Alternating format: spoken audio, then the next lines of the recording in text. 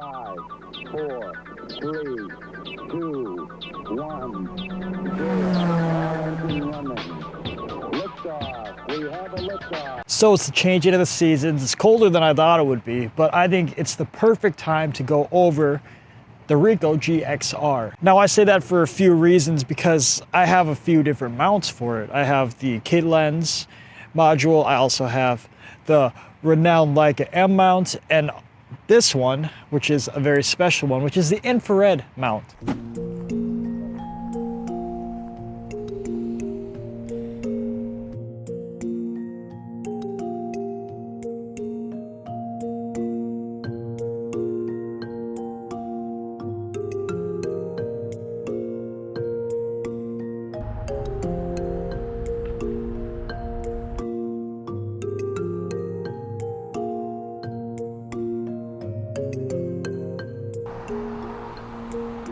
First off, I'm not a pro with infrared photography. That's why I got the GXR, because I found it very easy and intuitive to figure out.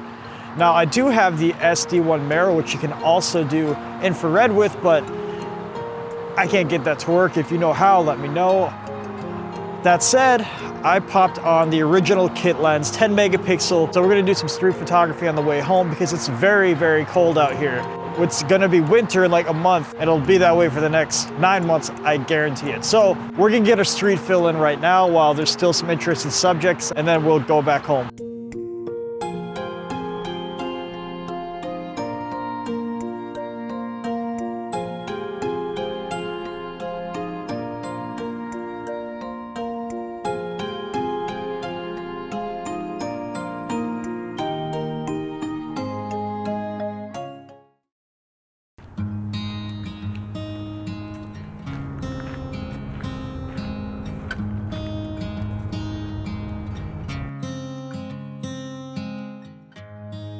So we came out here at the butt crack of dawn with the GXR, and I wanted to take some nice landscape shots, but as you can see, we have nature's bokeh covering the entire landscape. But we're gonna work with the fog, and I still have the kit lens with me, the wide angle converter, and the Leica M-mount, and the infrared.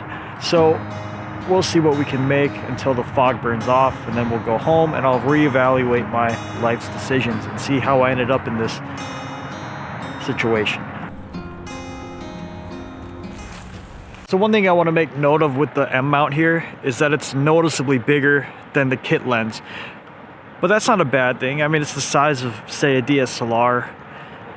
But when you add this standard 10 megapixel kit lens, it's very pocketable, as you can see. So that's just one thing to consider. If you're worried about size, you can definitely pocket the GXR, but probably not so much with the M-mount. I mean, depending on what lens you use. Matthias said when he made a video on this camera, this was a lot like a Leica. This was a lot like a Leica. It's pissing me off now. This camera is very similar to a Leica with the M-mount. There's me using my journalism degree, big brain skills today. I don't know about that. I don't know if Leica actually had a hand in engineering this mount. We'll see. I've never used a Leica camera. I can't afford one. I don't have one, or do I? We'll find out in the coming weeks. Maybe I just so happen to pick one up. But I don't know what I'm talking about. We're not there yet. There's nothing to take pictures of right here. So we're gonna up that way and see what else we can find.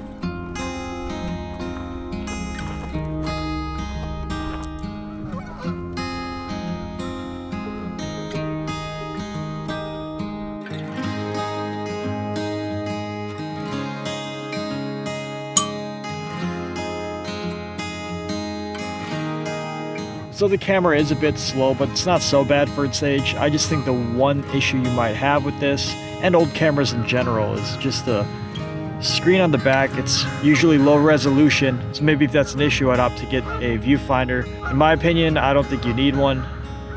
I think it's better without, because the camera is pocketable, and if you do something like that, you're just going to compromise your size.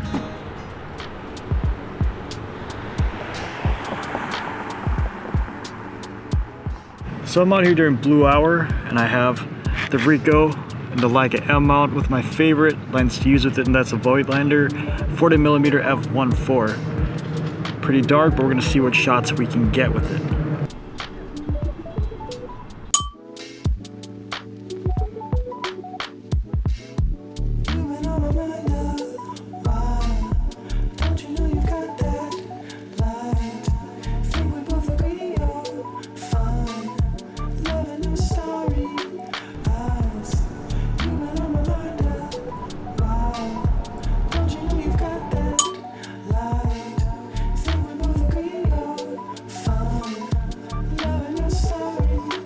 So sorry if this part's a little bit grainy and you can't see me. It's probably better that way. There's a lot of weird people out and I'm not trying to use brute physical force or any of my combat training tonight. I just want to go home and have, you know, like an apple pie and relax. So with the mounts for the GXR that I've tried, or I have, the two kit mounts on the Leica M, I really want to try the A16 as well, which is their 16 megapixel crop sensor kit lens. It's just hard to find. Honestly, the M-mount was pretty hard to find because it's pretty sought after. And don't get me wrong, it's great because you have a 12 megapixel, which is better than the original 10. And the bigger sensor's a nice boost. You can interchange lenses, and the color science is exceptionally good. I'm honestly just a fan of the regular kit because it's just smaller, easier to fit in your pocket.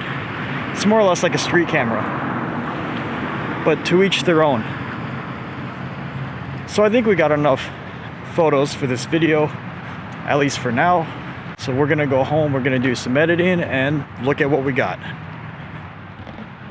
The big question, Mackenzie, I'm filming.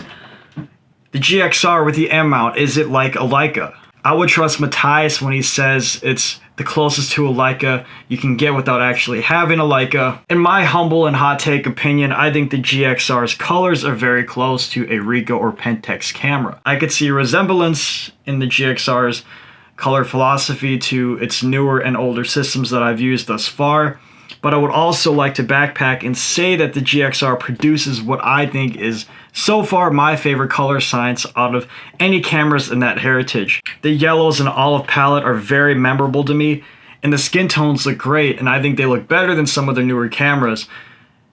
Even more so than, maybe not the GR3, but definitely more than the 2, because that one got some flack for its pale zombie-like skin tones. I didn't see that with the GXR, but then again, I also didn't take any portraits, so that's my ignorance showing. The only closest thing that I've taken to any type of people pictures with the GXR in this video was maybe a selfie holding some flowers. Not that the skin tones are great, very true to real life, but then again, I'm brown all year round.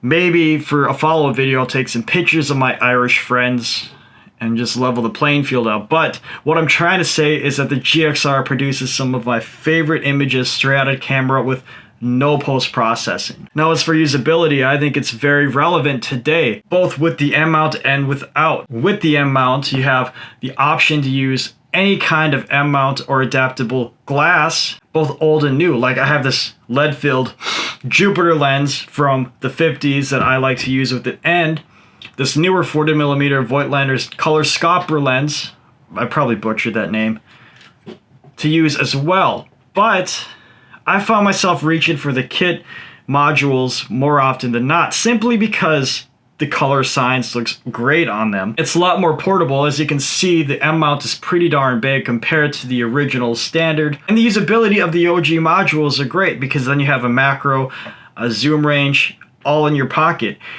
And it's also notable to say that this isn't particularly a slow camera to use, which is weird to say because it's a pretty old body. And sure, the autofocus isn't crazy fast, but when it hits, it doesn't let go. The refresh rate isn't frustrating either, so I think it would be a good choice to use the GXR as a street shooter today. And surprisingly, if you shoot RAW or DNG in this case, the files are very workable in post-production, and the low light doesn't look half bad either. So both options I'll consider. With the kit module, it's a lot cheaper than finding the Leica M module, because you can probably pick up a GXR with just standard everything for roughly 150 bucks. When you start trying to look for the M-mount, you're gonna run up maybe 400 bucks for this entire setup, probably more now. But either way, it's your choice. There's not much to say on the body, in my opinion. It'd be nice if there was a viewfinder, but there's a module for that. The screen is, again, pretty dim, but we've seen that on many old cameras before. Just expect that when you're going for an older camera like this. But it's a very nice camera in 2020 and beyond, whatever year you're watching this in. So yes, that's it for now. We're gonna get out and do some more camera classics. I'm gonna try to do some double time because we're gonna be seeing peak fall colors in the next few days. So be ready for that. Thank you for watching, and I will see you next time.